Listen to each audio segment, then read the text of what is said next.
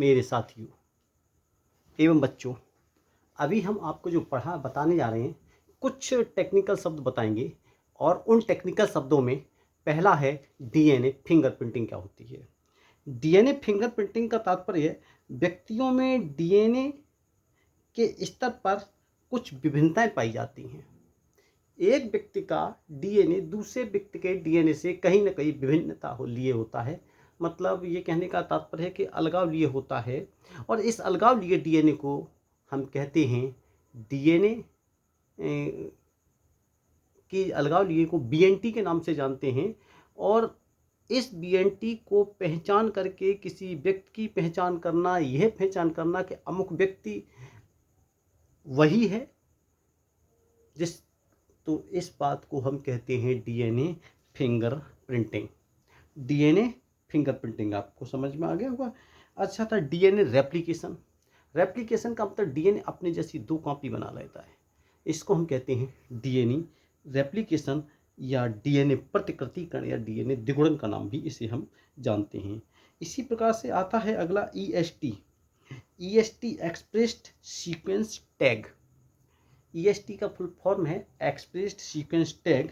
इसके अंतर्गत डीएनए के क्षारक अनुक्रम का निर्धारण की विधि, डीएनए के क्षारक अनुक्रम निर्धारण की विधि जिससे डीएनए द्वारा डीएनए के क्षारक अनुक्रम को निर्धारित करने की ऐसी विधि जिसमें अनुलेखित डीएनए के आरएनए को पहचाना जाता है। कहने का तात्पर्य है अनुलेखित कार्य पहचानने की क्रिया को पहचान द्वारा डीएनए क्षारकों का क्रम निर्धारित किया जाता है। इस प्रक्रिया को हम जो है ईएसटी या एक्सप्रेस्ड सीक्वेंस टैग के नाम से जानते हैं। अब आता है यूक्रोमेटिन। यूक्रोमेटिन जो होता है क्रोमेटिन का वह भाग जो कम संघनित्र होता है। क्रोमेटिन का वह भाग जो कम संघनित्र होता है तथा रंगने पर हल्का रंग लेता है तथा अनुलेखन को उपलब्ध होता है, उसे हम यूक्रोमेटिन कहते हैं। अब आगे आता है एक्सॉन। एक्सॉन यूकैरियोटिक विखंडित जीनों की कोडिंग अनुक्रम जो पॉलीपेप्टाइड का कोड करते हैं उनको एक्सॉन कहते हैं। जो पॉलीपेप्टाइड का कोड नहीं करते हैं उनको इंट्रॉन के नाम से जाना जाता है। इंट्रॉन के नाम से जाना जाता है। जीनोम अगला पॉइंट है, शाब्दिक शब्दावली में है जीनोम। जीनोम का तात्पर्य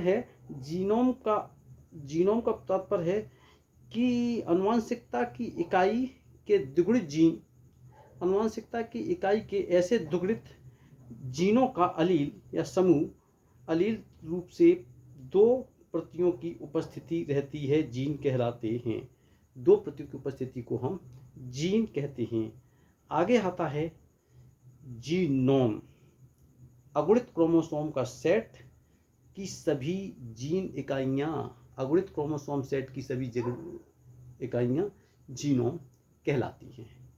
इसके बाद आता है जीनोम के बाद आता है कि हिस्टोन।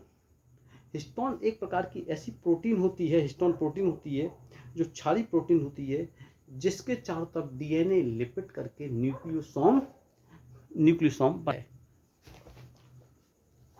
जिसके चारों तरफ डीएनए। अब आता है इंट्रॉन। इंट्रॉन किसी भी मैसेंजर आरएनए के अंदर या डीएनए में वह क्षारों का वह अनुक्रम जो पॉलीपेप्टाइड की कोडिंग नहीं करता है, पॉलीपेप्टाइड को या प्रोटीन का निर्माण नहीं करता है, वह ऐसे जीन को हम, पॉलीपेप्टाइड कोड न करने वाले जीन को हम इंट्रॉन कहते हैं। ये मैसेंजर आरएनए अनुलेखन में स्लाइसिंग द्वारा निकाल दिए जाते हैं। मोनोसिस्टेनिक अगला पॉइंट है, ये आप नोट कर लें। मोनोसिस्टेनिक यूकैरियोटिक संरचनात्मक जीन जो प्रायः विखंडित होते हैं तथा कोडिंग एक्सन तथा नॉन कोडिंग इंटोन के बने होते हैं उन्हें हम मोनोसिस्टोन। पॉलीमॉर्फिज्म, पॉलीमॉर्फिज्म का मतलब ये होता है, इसको हिंदी में कहते हैं बहुरूपता। डीएनए अणु हमेशा बहुरूपता प्रकट करता है। करोड़ों करोड़ों और अरबों भारत की आबादी है और प्रत्येक आबादी में एक नहीं अलग अलग प्रकार का डीएनए का अनुक्रम पाया जाता है और इसी अनुक्रम का नाम हमने जो रखा है पॉलीमॉर्फिज्म, अर्थात इस प्रक्रिया को पॉलीमॉर्फिज्म कहते हैं। व्यक्तियों में पुनरावृत्ति की भिन्नता मिलती है, प्रत्येक डीएनए में समानता नहीं मिलती है, डीएनए अनुक्रम में समानता नहीं मिलती है, इसी प्रक्रिया को कहते हैं पॉलीमॉर्फिज्म। अब आ जाता है प्रूफ रीडिंग। जब डीएनए के द्वारा मैसेंजर आरएनए का अनुलेखन हो जाता है तो अनुलेखन के बाद उसका प्रसंस्करण होता है, अनावश्यक क्षारों का क्रम हटाया जाता है, उपयोगी क्षारों का क्रम जुड़ता है। इसको हम स्पाइसिंग के नाम से जानते हैं। और जब इन क्षारों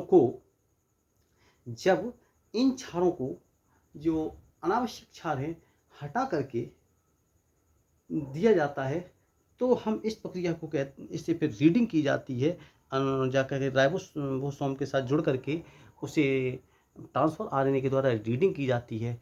इसको हम कहते हैं, रीडिंग करने की प्रक्रिया को कहते हैं हम प्रूफ रीडिंग।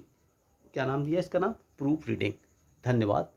आज की वीडियो केवल मात्र 6 मिनट या 7 मिनट की है और मुझे उम्मीद है आप सबको अच्छी लगी होगी। धन्यवाद।